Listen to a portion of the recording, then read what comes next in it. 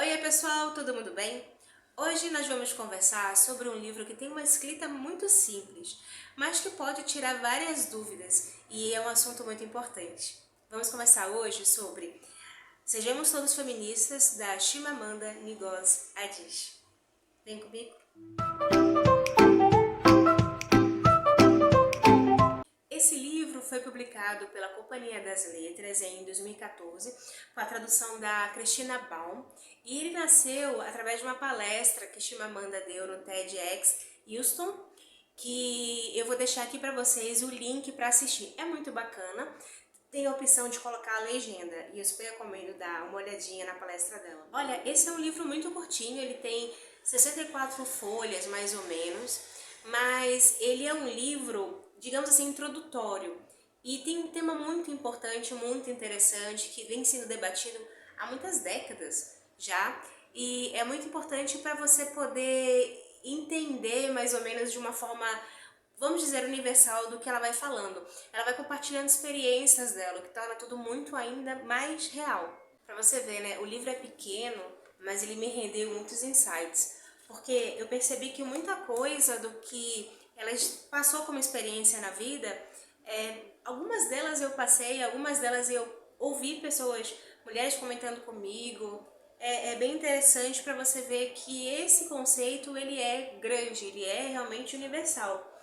E aí o livro ela começa falando sobre como ela foi apresentada a esse conceito da palavra feminista.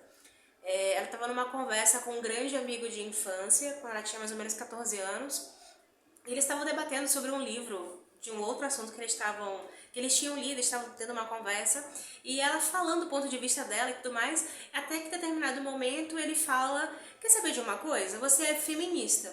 E aí ela, sem saber o que significava essa palavra, ela recebeu aquele comentário, pela forma como foi dito, com peso. Já se usa há muito tempo o significado da palavra feminista como uma forma pejorativa, né? Praticamente é um xingamento. Ser feminista é algo muito ruim.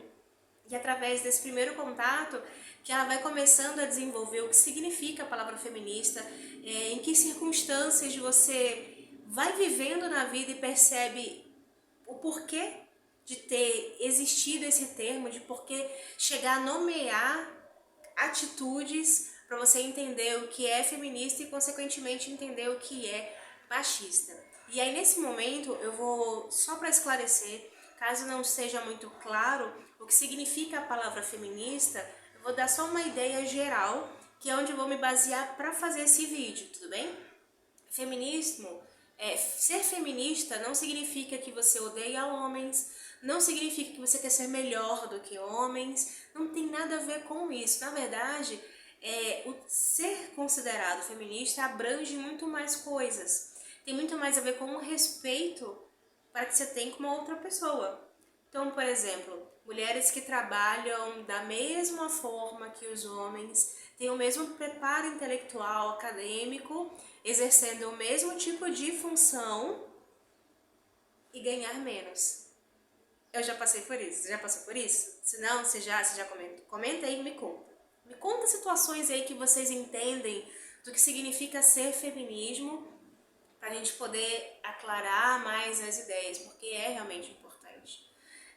Uma coisa que me achou bem chocada, vamos dizer assim, nesse livro, é que tem um momento que ela fala, ela tá num local na Nigéria, ela é nigeriana, e ela tá num local chamado Lowes, mais ou menos isso. É uma cidade com aproximadamente 20 milhões de pessoas, então você vê que é uma cidade grande, muito bem habitada, meio desenvolvida assim, mas com uma mentalidade ainda arcaica. E aí ela fala, por exemplo, quando ela vai sair, ela estava saindo com um amigo, era realmente um amigo dela, e ela estava dirigindo o carro, e como é um lugar com muito movimento, onde ela estava com muitas pessoas, carro, não tinha onde parar o carro, tem sempre aquelas pessoas que vão para estacionar o carro e fazer aquela gentileza em troca de um dinheiro e tal. E aí o rapaz que se predispôs a fazer isso era muito dinâmico e tarará, e a forma como ele conduziu aquela situação, ela ficou impressionada a ponto de querer pagar. Agradeço pela competência que você está fazendo, eu sozinha com todo esse movimento, não saberia onde parar o carro, e você falar, ela foi fazer a gentileza de entregar o dinheiro e agradecer. E a atitude dele foi olhar para o homem que estava com ela e agradecer para ele por ela ter feito isso. Tem outros exemplos que ela vai falando, olha só. Tudo isso que eu tô falando aqui pra vocês é importante a gente ter em mente, porque tudo isso tá ao redor da palavra feminista. Tudo isso tá ao redor da mentalidade que as pessoas vão tendo sobre comportamento. Na verdade, quando a gente diz ser contra o machismo, não tem a ver com os homens em si. Porque os homens não têm aquela atitude porque simplesmente deu na telha deles. Para eles agirem daquela forma, foi desenvolvido dentro deles pelo comportamento, por observação. Nem sempre tem a ver com os pais, muito é do comportamento no colégio, na faculdade, no local de trabalho, com amigos, nos lugares que você anda. Então, quando se diz ser contra o machismo, não é contra os homens, é contra o sistema que segura esse comportamento.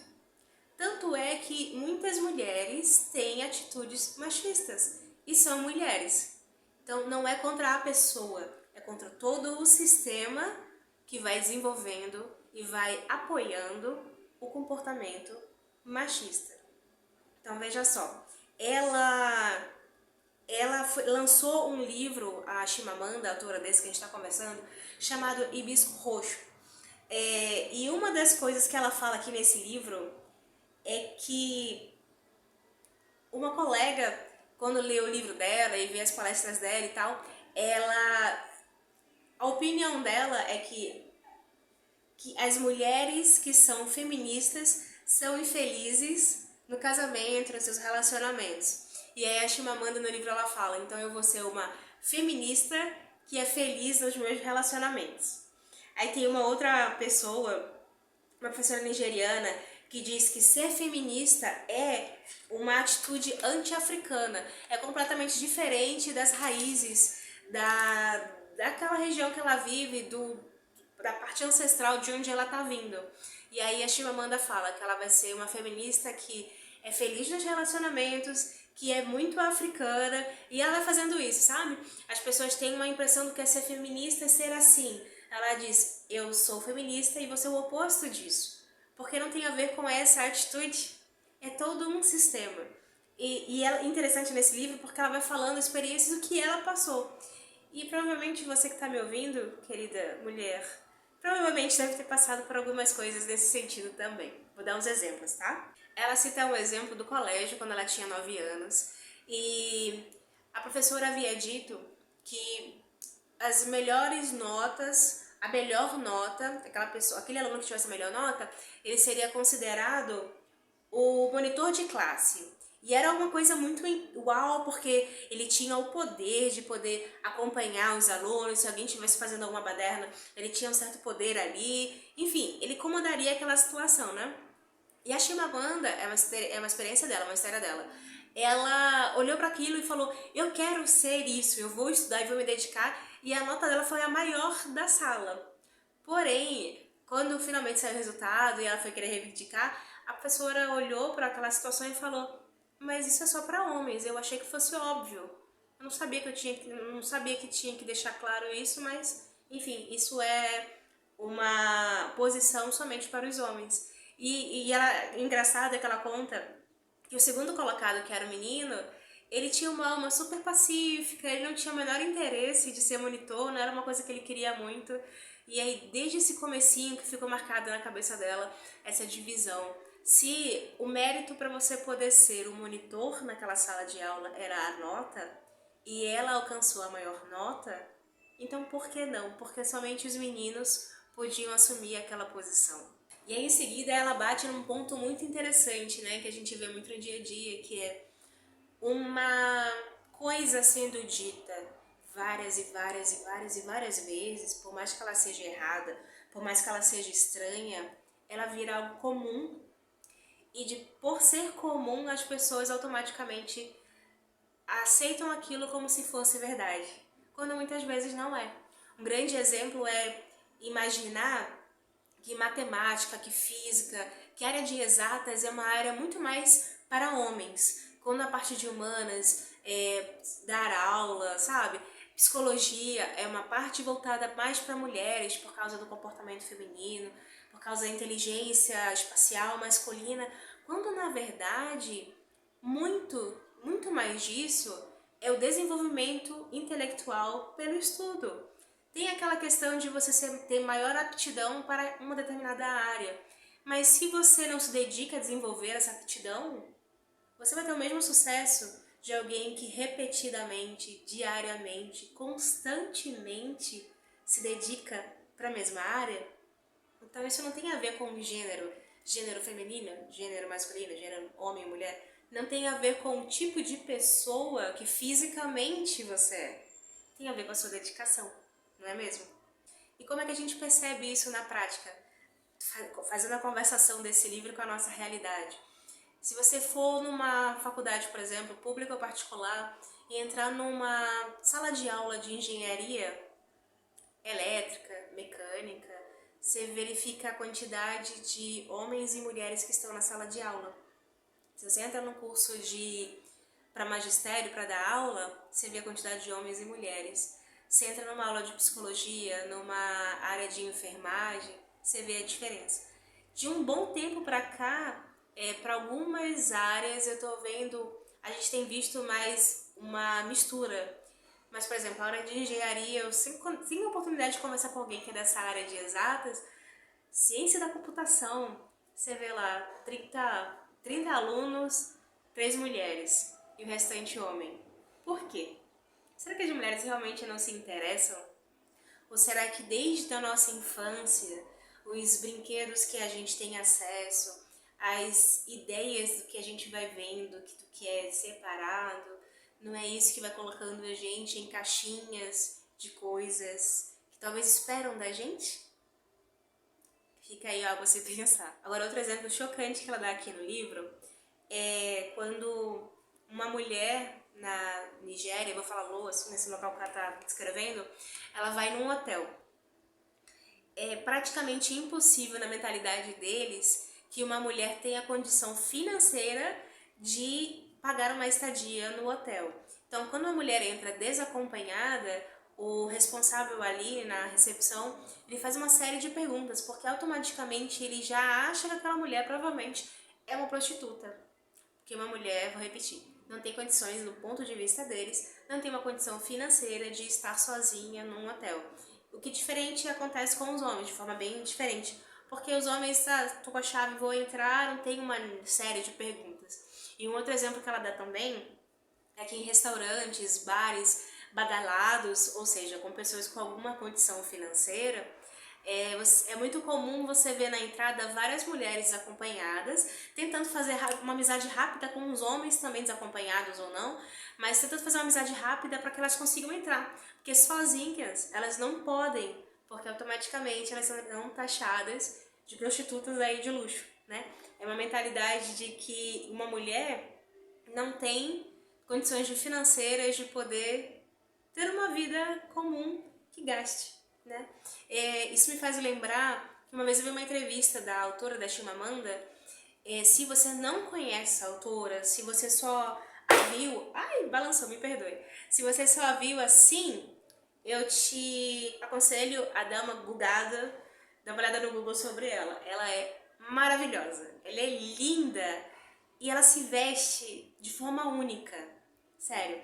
E aí eu lembro de uma entrevista que ela deu, como as pessoas classificam muito e julgam em caixinhas, né, as outras pessoas, né? E no começo as pessoas não levavam ela muito a sério, porque ela você vê, né? Todo mundo pensa que ser feminista tem a ver com higiene pessoal, tem a ver com não ser feminina, e uma coisa não tem nada a ver com a outra. Ela é extremamente vaidosa, você vê como ela prepara o cabelo dela, a composição das roupas, a maquiagem, como ela tem uma elegância maravilhosa, sabe? E no começo, as pessoas não levavam ela tão a sério, porque achava, você vê como é o oposto, achava que como ela se ligava muito com moda, provavelmente o conteúdo que ela tinha a oferecer seria muito fútil.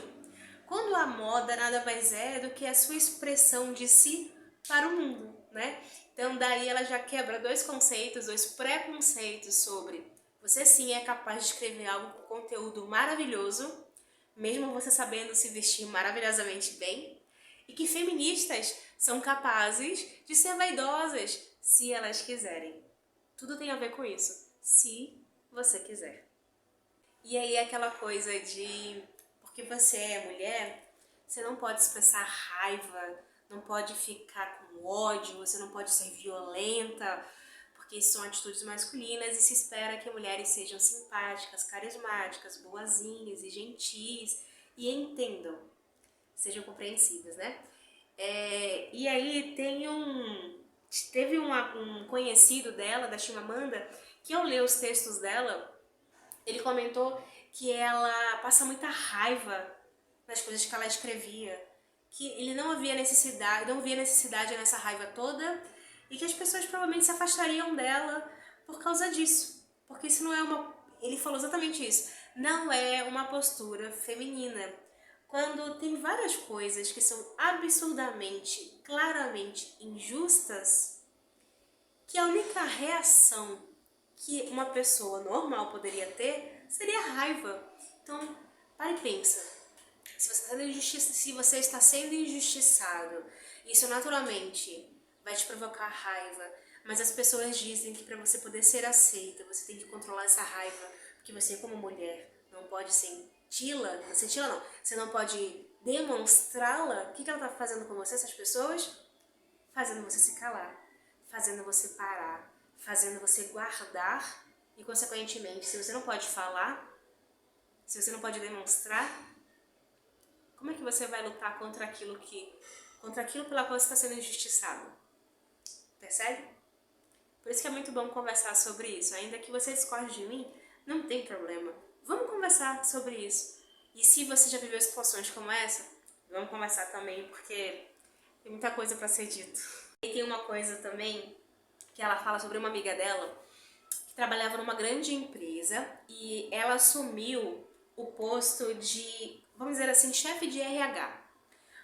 A pessoa que ocupava esse cargo antes dela era um homem considerado muito agressivo, um homem muito grosseiro, que não percebia que aquelas pessoas que trabalhavam ali tinham outra vida além do trabalho, tinha família, e ele exigia muito além do que deveria ser exigido. E aí quando ela assumiu, ela passou a cobrar de uma forma mais coerente sobre aquelas pessoas que estavam trabalhando ali, mas tendo a noção de que para trabalhar bem a pessoa precisa também viver além daquele ambiente de trabalho. Até que acontece uma situação de um funcionário acabar falsificando a folha de ponto. E ela deu uma punição para aquele funcionário, achando que, além de ser uma conduta coerente, correta com o que ele fez, que foi algo grave, ela estaria sendo vista como alguém com um punho firme, que é o trabalho dela. Mas não. Os funcionários começaram a reclamar dela para o chefe dela, dizendo que ela era incoerente, que ela estava sendo agressiva, que não tinha por que ela tratar as pessoas assim, e que quando ela assumiu, eles achavam que ela daria um toque feminino, quando o anterior a ela teria feito muito pior, e quando ele fazia esse muito pior, que ele subiu no cargo, quando ele fazia esse muito pior, as pessoas aplaudiam. Mas quando era com ela, o comportamento era diferente. Por quê? E esse aqui é um clássico, né? Desde novinhas, adolescentes, a gente é questionada. E os namoradinhos? Você tá gostando de alguém no colégio? Você tá tão bonita? Você tá apaixonada? Geralmente é isso, né? E a Chimamanda toca nesse ponto que é fundamental, porque se você cresce com esses pensamentos de que você precisa ter alguém que goste de você, para você poder se sentir feliz, você tem que estar bonita para atrair um homem bacana que vai pegar na sua mão e namorar com você e vai te cortejar. Se o seu pensamento é voltado nisso, se o que você come é pensando em manter o corpo porque tem que ter um padrão, se você se veste, se você se comporta, se o seu pensamento for sobre isso constantemente, e é realmente o que acontece em muitos casos, que tempo você tem para desenvolver seus próprios desejos, seus próprios sonhos? E aí ela fala uma coisa muito interessante, que é ensinar as meninas a se preocuparem com os meninos pensam delas, que é uma coisa que não acontece, ao contrário. Tudo isso que eu falei sobre que se fala para as meninas, você não escuta sendo falado para os meninos. Para os meninos o que você vai querer ser quando crescer? Astronauta? Você vai querer ser piloto de kart? Você vai querer ser um grande engenheiro da NASA? Que aventura você vai querer fazer? Você vai querer ser Indiana Jones? Vê como é descompassado, como é desbalanceado o que se é oferecido para uma pessoa, para um menino, o que se é oferecido para outra pessoa, para uma menina, e que a gente está alimentando as meninas e também os meninos sobre isso. E aí você percebe que o que a gente faz muito com os homens é abafar a humanidade que está dentro da gente, que também está dentro deles. Então, quando você exige que o homem tenha comportamentos que você associa como cavalheirismo, você tá, por exemplo, o primeiro encontro ele tem que pagar a conta. Não estou dizendo que é certo ou que é errado, porque isso depende do pensamento de cada um. Estou só levantando uma ideia que ela levanta aqui no livro, que é você acabar estabelecendo o pensamento do dinheiro associado ao homem. Porque se espera que ele tenha esse comportamento de bancar, primeiro encontro, a gentileza que ele faz é pagar a conta. E aí, o que esse homem entende que deveria ser a recompensa dele? A gentileza acaba aí? Ou a gentileza vai além dele pensar, eu paguei a conta, eu posso pedir o que eu quiser dela? Que tipo de imagem que a gente está plantando na cabeça dos meninos, desde novos, para eles acharem isso, e das meninas também? E se em vez, ela fala isso aqui, e se em vez da gente ficar associando o dinheiro ao comportamento masculino, a gente ensinar as crianças a elas entenderem que é importante elas se desenvolverem para conseguir o próprio dinheiro, e não é só sobre dinheiro, elas se desenvolverem para ter uma vida independente, elas terem condições de cozinhar para elas mesmas, elas terem condições de limpar o ambiente em que elas estão, saber que pela capacidade delas, elas conseguem ir além. Tem uns detalhes aqui sobre capacidade, sobre poder ou não poder, sobre enfim, mas nesse quesito homens e mulheres, é desenvolver dentro delas que elas podem crescer e fazer o que elas quiserem, né? E aí eu fico pensando, menina, mulher, se você se dedicou no colégio, tirou notas boas, fez uma faculdade bacana, tem um emprego maravilhoso, por que você espera que outra pessoa te banque financeiramente se você é capaz de fazer isso por você mesma? Você pode ter o sabor disso. E como isso é inferiorizar os homens, que eu vejo muito isso também, e é um exemplo que ela também bate na tecla, né? O exemplo que ela dá sobre a mulher tá trabalhando naquele relacionamento, naquele casamento, o homem não, mas ela dá o cartão dela para ele pagar a conta para não ficar tão chato, né? Ou ela tem uma vida profissional muito boa, tá em ascensão, ela tá ganhando promoções, ela ganha mais do que ele, mas ela decide cair nível dentro do trabalho, ou ela decide recusar uma promoção, ou ela decide não comentar com ninguém sobre como ela tá indo bem no trabalho, para as pessoas não pensarem que ela tá indo melhor do que ele, porque isso ela usa a palavra emascular, que é uma palavra bem forte, né?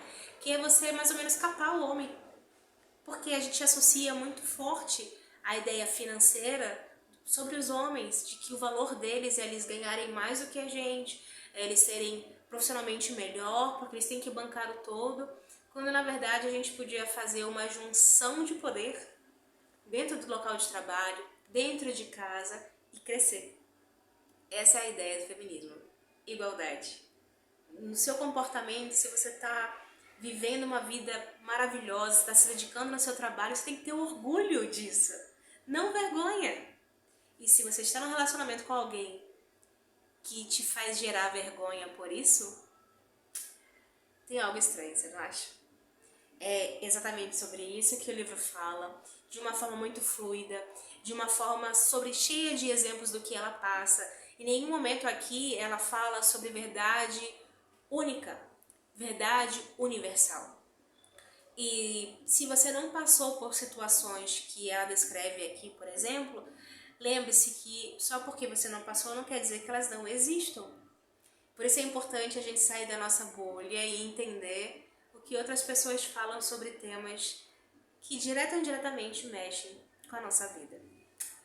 Espero que vocês tenham gostado dessa resenha, um livro pequeno, mas muita coisa para se conversar.